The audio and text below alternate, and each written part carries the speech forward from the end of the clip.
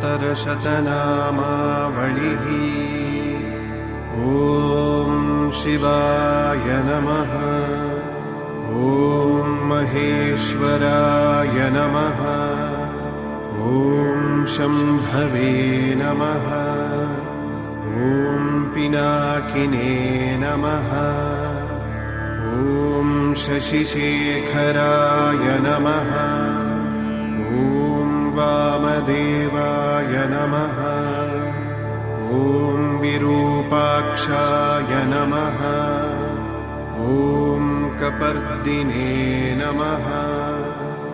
ॐ नीललोहिताय नमः।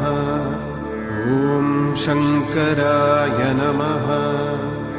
ॐ शूलपाणये नमः। ॐ खड्वाङ्गिने नमः।